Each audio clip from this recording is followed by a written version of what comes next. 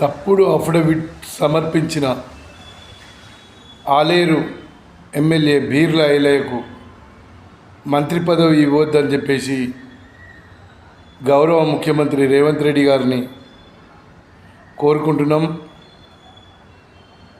ప్రజల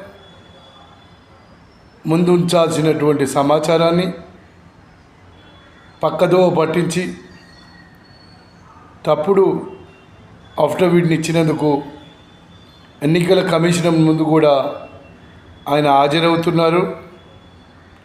ఏది ఏమైనప్పటికీ బీర్ల ఐలయ్య గారు బీసీలందరికీ మంచి చేసే వ్యక్తి కాదు. ఆలేరు నియోజకవర్గంలో ఒక యాదవ వర్గాన్ని మాత్రమే ఆయన చూస్తున్నాడు. ముదిరాజులను, గౌళ్ళను పూర్తిగా విస్మరించిండు. యాదగిరి